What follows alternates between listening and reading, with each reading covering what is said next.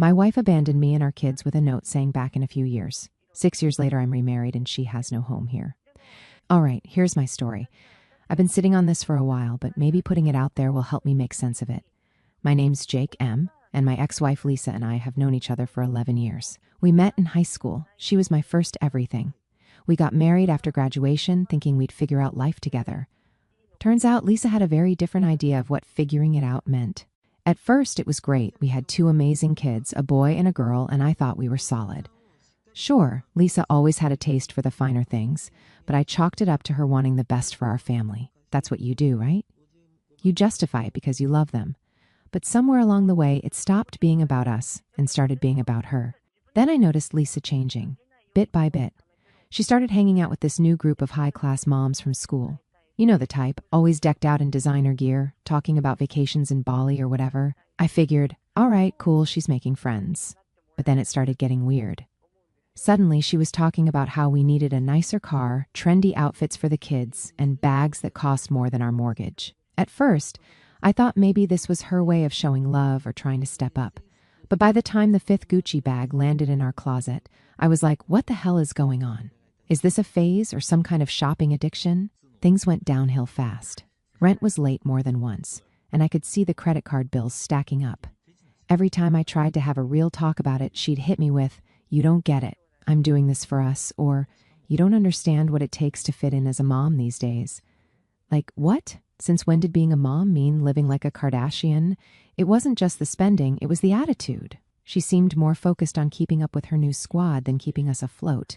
It came to the point where I'd come home from a 10-hour shift, exhausted, and instead of finding some peace, there'd be another Amazon package or a shopping bag with stuff we didn't need. I was struggling to even pay rent on time, and every conversation about it felt like hitting a brick wall. I'd tell her, "Lisa, you've got to knock it off. We can't live like this." She'd roll her eyes and say, "Don't you want your family to have nice things?" Or some other excuse about keeping up appearances. Then things got worse. Work slowed down, and my hours got cut. Money was tighter than ever, and I was scrambling just to keep the lights on. I tried to talk to Lisa about cutting back, but she acted like it wasn't her problem. "Don't you want us to enjoy life?" she'd snap. Of course, I wanted us to enjoy life, but how were we supposed to do that if we couldn't even afford the basics anymore? I wasn't asking for the world, just for her to ease up on the unnecessary spending. I thought it was reasonable to expect her to pitch in by cutting back, at least while we were struggling. It felt like I was carrying the weight of the world alone. No support, no understanding, just her piling on more stress. I thought maybe she'd step up. Maybe we'd face the rough patch together. That's what partners do, right? Nope. So, one night, the doomed night, I woke up and realized Lisa wasn't next to me. My first thought, midnight snack raid. My second thought, maybe she finally got that 3 a.m. explore the world bug she always joked about. Turns out, it wasn't a joke. The house was dead silent, no lights on, no sounds, just me in a dark room. That's when I saw it, a folded piece of paper on her pillow. I sat there for a second, staring at it like it was going to explain everything. My heart was pounding. I unfolded it, and the first line was, "Jake, I need to do this for me." She wrote about how I was holding her back, how she'd met someone who could help her explore the world, and how this was something she'd always wanted. She said she wished she didn't have to hurt me or the kids, but sometimes you have to leave behind the things that keep you small. Then came the part that really got me. I'll be back in a few years. By then, I'll have experienced the life I've always dreamed of, and we can pick up where we left off. I read it over and over, trying to make it make sense. She was leaving us for another guy, for some fantasy of living the high life. A few years? Pick up where we left off? Like our lives were just some paused movie waiting for her to come back? I couldn't breathe. My hands were shaking as I reread the note, trying to convince myself it wasn't real. But it was. Lisa had left me and our kids for what? Some delusion of a better life? I started spamming her phone, but it went straight to voicemail. I called again and again, but nothing. I woke the kids up. I don't even know why. Maybe I thought if they called, she'd pick up. But no, they tried too, and it all went straight to voicemail. My son, who was 12 at the time, looked up at me with these confused eyes and said, "Is Mommy gone? Did something happen to her?" And my daughter, she was only 8, asked, "Is Mommy in heaven?" That question hit me like a truck. I didn't know what to say. How do you explain to your kids that their mom just walked out on them? I ended up stammering something about how she was going away for a while, but nothing about it felt right. At that point, I started spamming her phone every few minutes. I'd pick up my phone and try calling her again, hoping she'd answer and tell me it was all some horrible joke. But the only thing I got was her voicemail. By morning, the reality started to sink in. Lisa was gone, and she wasn't coming back, not anytime soon anyway. I had 2 kids who needed me, and I had no idea how I was going to explain to them why their mom decided we weren't enough for her. That note became a turning point for me. At that moment, I stopped being a husband and started being something else. A man who had to figure out how to keep his family together, even when the person who was supposed to be my partner decided we weren't worth sticking around for. It's crazy how one piece of paper can change your whole life. Ever since that night, everything felt like a blur. I'd wake up, look at the empty spot on the bed, and wonder if it was all some weird nightmare. The first few months were a grind. I was trying to juggle work, bills, and raising 2 kids on my own. Before, I had someone to help, even if Lisa wasn't exactly the most hands-on mom. Now, it was all me, packing lunches, helping with homework, cleaning up spills. It felt like I was drowning in responsibilities. I'd fall into bed every night, completely wiped, only to wake up and do it all over again. Money was tight, too. Lisa's spending had drained most of our savings, and with just my income, it felt like I was constantly one step away from falling behind. Every little expense felt like a crisis. I constantly sat there wondering how the hell I was going to make it all work. It reached a point where I almost gave up, but I knew my kids were there, waiting for me to be there for them. So I decided to get my act together. I stopped feeling sorry for myself and started making moves. I cut out anything unnecessary. If it wasn't keeping the lights on or food on the table, it was gone. I also started hustling. I picked up every overtime shift I could get and even started freelancing on the side. Nights when I'd normally crash, I was up late working. It wasn't easy. There were times I thought I was going to drop from exhaustion, but little by little, I started to see the results. I sold off anything we didn't need or use. That fancy coffee maker Lisa had to have, gone. The treadmill collecting dust in the corner, sold it. It felt good, honestly, like I was taking control again. At home, I made sure the kids were taken care of. I cooked every meal, found secondhand clothes for them, and planned little outings, trips to the park, movie nights. Ben and Ellie, they were tougher than I ever gave them credit for. Sure, they missed their mom, and bedtime was rough for a while, but they started to adjust. One night, about 6 months after Lisa left, Ben came into my room holding a picture of her. He handed it to me and asked, "Do you think she'll ever come back?" Man, that question hit hard. I sat there, staring at the picture. Back then, life felt so simple, like we were just your average happy family. I wanted to tell him she'd come back, that everything would go back to normal, but I couldn't lie to him. "I don't know, buddy," I said, "but no matter what, I'm here. We're going to be okay." Over time, things started to shift. It wasn't that life got easier, far from it, but it became manageable. I wasn't drowning anymore. No more surprise shopping sprees, no more arguments about money. For the first time in years, I felt like I could breathe. And it wasn't just the money. I started to feel like myself again. I took pride in how far we'd come, how much I'd been able to rebuild after everything fell apart. I wasn't just getting by. I was standing up, stronger than before. And while I'd never planned to do this alone, I was proving to myself that I could. By the time a year had passed, I realized something. I didn't miss her. I missed the idea of her, sure, but the person who left that note, I didn't recognize her anymore.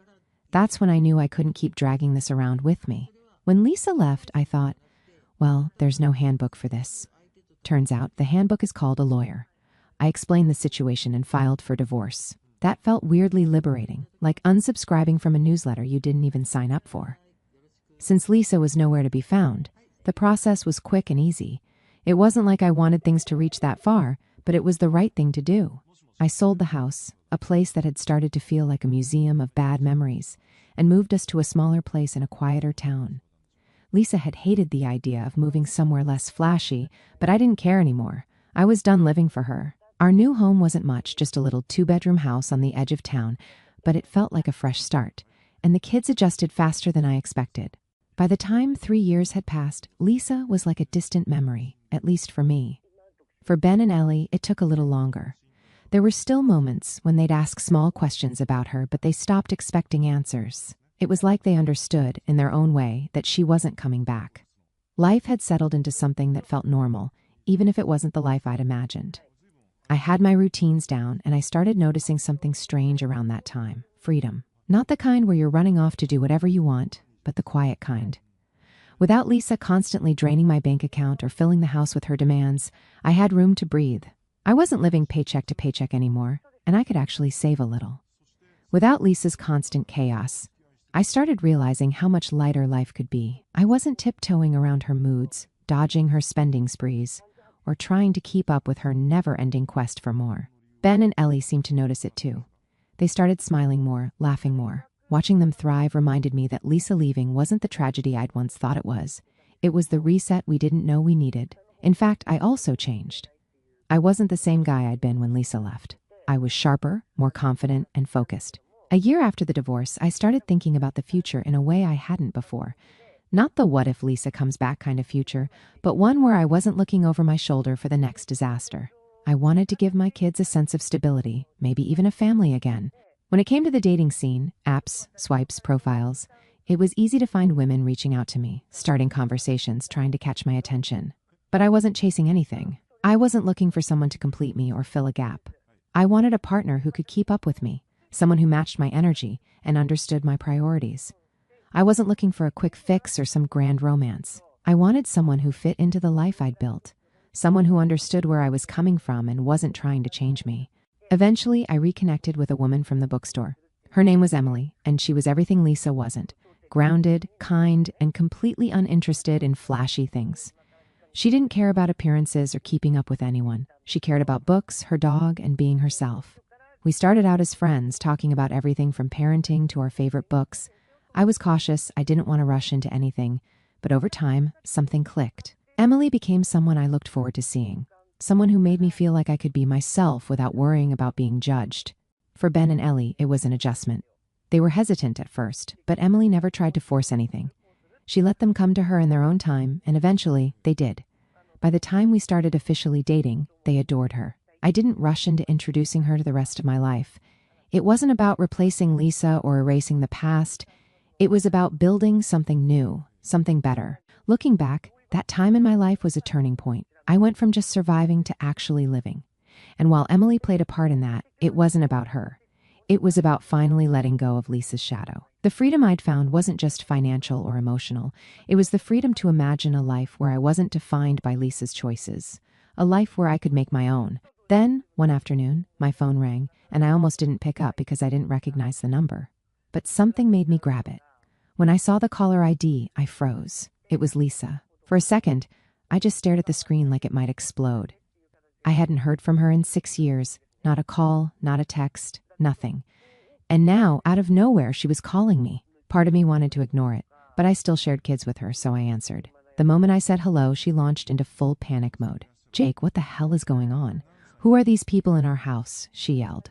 At first, I had no idea what she was talking about. "What house?" I asked. "Our house," she snapped, like I was supposed to know. I came back, and there are strangers living there. That's when it clicked. She was talking about the old house, the one I'd sold years ago after the divorce. I couldn't help it, I almost laughed. "Lisa, we don't own that house anymore. It's been sold for years. That's their house now." She went silent for a second, then started yelling again. "Why would you sell our home without telling me? You had no right to do that." I could feel my blood boiling, but I kept my voice calm. "There's no our anymore. You left, Lisa. You walked out on us and didn't look back. I didn't owe you anything." She started yelling at me, shouting, demanding to know why I would sell our home without her permission. I wasn't about to let her guilt trip me, so I just said, "You weren't here, Lisa. You left. I don't owe you anything." That shut her up for about 2 seconds before she sighed dramatically, like she was the victim in all of this, and said, "Fine. What's your new address? I need to come home and give my husband and kids a big kiss." I actually laughed at that, not even trying to hide it. "Lisa," I said, "we're not yours anymore. I'm remarried. My wife and I, along with the kids, have moved on. You don't have a home here?" She went dead silent for a moment, and I could almost hear the gears in her head turning. Then, out of nowhere, she hit me with, "So you're telling me you cheated on me?" That one floored me. Cheated? Seriously? "Lisa, you left us. You walked out, left a note, and vanished for 6 years. You don't get to call this cheating. You abandoned your family." She completely lost it. She started yelling about how I was heartless and how I had ruined her life. I stayed calm and told her the truth, even though I knew she wouldn't want to hear it. "Lisa, you're the one who ruined everything. In the 6 years you've been gone, we've had to rebuild, and we realized we don't need you anymore. You made that decision for us the day you left." She doubled down, saying I had no right to move on without her, like she was entitled to pick up where she left off whenever she felt like it. Then, and I kid you not, she said, "What's your address? I need to come and teach you a lesson."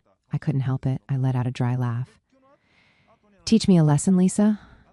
Are you serious right now? You've got some nerve." She shot back, "Selling our home, moving on. You think you can just erase me like that?" "Erase you?" I said, trying to keep my cool. "Lisa, you erased yourself when you walked out on us.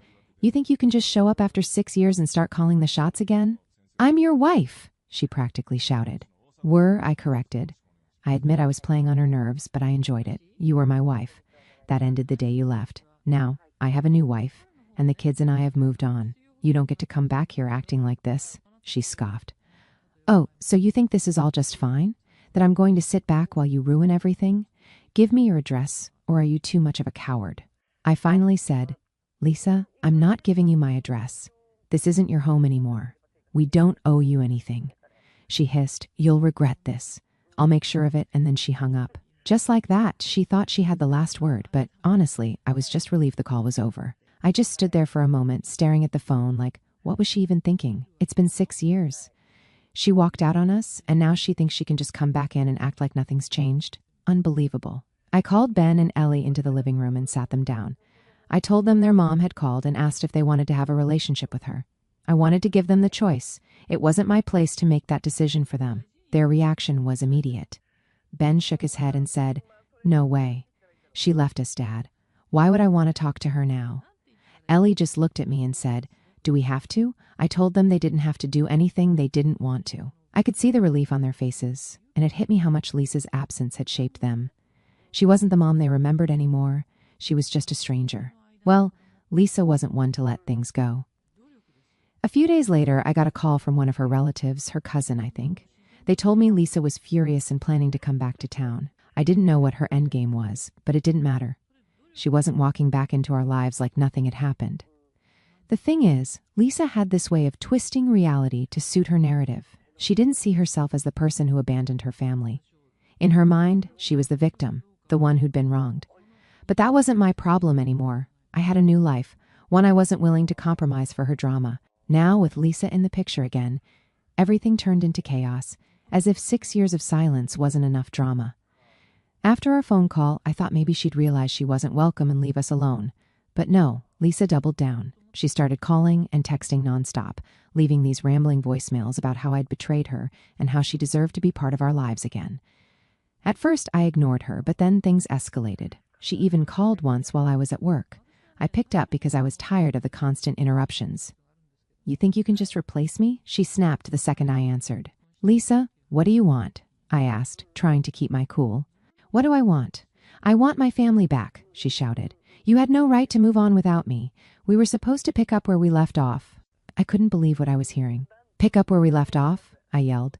"Lisa, you walked out on us. You left a note, disappeared, and didn't look back for 6 years. You don't get to show up now and act like nothing happened." She scoffed. Like I was the unreasonable one. "I told you I'd be back. You should have waited for me. That's what families do. They stick together." "Families also don't abandon each other," I shot back. "You didn't care about us when you left, and we don't owe you anything now." That's when she started throwing accusations. She claimed I was trying to erase her, that I'd brainwashed the kids against her, and that I cheated by remarrying. She even had the audacity to say, "I hope your new wife knows she's living in my shadow." I hung up after that. There was no point arguing with her. But she wasn't done. She started spreading rumors among her extended family, saying I'd stolen her house and kept the kids from her. Thankfully, her relatives weren't buying it. Then came the legal threats. She claimed we were still married and announced that she was planning to have my marriage to Emily annulled. Can you believe that?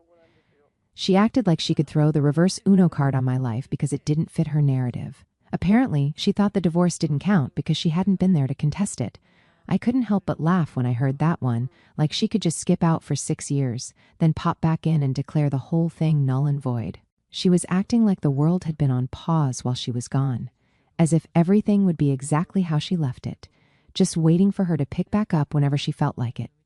The sheer audacity of it all was mind-blowing. Lisa was so caught up in her own delusions that she genuinely thought her absence wouldn't change anything. That's not how the legal system or life works. I had the paperwork to prove the divorce was finalized, and she'd been notified through every legal channel possible back then. But apparently, ignoring reality was her specialty. She was throwing around big legal terms and acting like she had some sort of case, which was laughable, considering she abandoned us and had no leg to stand on. Emily and I talked it over, and honestly, we weren't even worried, just annoyed. Lisa's threats felt more like a tantrum than anything real, but it didn't make them any less irritating. I sent her a firm message through my lawyer, reminding her that our divorce was legally finalized years ago and that she had no claim over my life or my family. I thought that would shut her down, but Lisa wasn't one to go quietly. Around this time, Lisa went full-on crazy mode. I guess when she realized I wasn't biting on her calls and messages, she decided to go after Emily instead. Lisa had somehow gotten her number, don't even ask me how, and sent her this long chain of unhinged texts. Stuff like, "You think you can just take my place? You'll never be their real mom. You're nothing to them." And another one that said, "Jake is mine and you'll never change that. Don't think for a second this is over." I was seeing red. Like, who does that? Emily didn't sign up for this crap. But Lisa wasn't done. She started spreading rumors about Emily around town, telling anyone who'd listen that Emily was a homewrecker and that she'd stolen me. It was laughable, honestly, but it still pissed me off. I wasn't about to let her keep pulling this crap. The next day, I went straight to my lawyer and filed for a restraining order. Lisa was officially out of chances. Of course, she didn't take it lying down. She kept trying to stir up trouble, but at least the restraining order gave me some leverage to shut her down. By the time Lisa's attempts to force her way back into our lives had run their course, I was done, completely done. I tried to shut her off in every way possible. At some point, the calls stopped, the messages dried up. Maybe she finally realized there was no getting through to me, or maybe she just moved on to her next scheme. Either way, the silence was a relief. For the first time in years, I didn't have to deal with her constant chaos, and I could focus entirely on my family and the life I'd rebuilt. It was like a weight had been lifted, a reminder that she no longer had any power over me or my choices. After a few months, life was finally calm.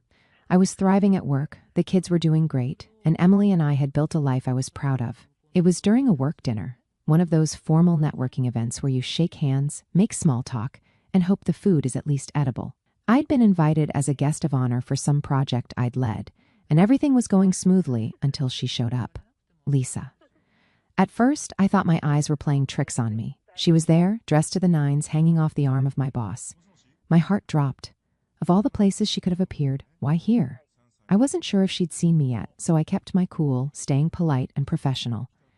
But of course, Lisa wasn't one for subtlety. The moment her eyes locked on mine, she froze, then plastered on this fake smile, like she hadn't ghosted me and the kids for 6 years.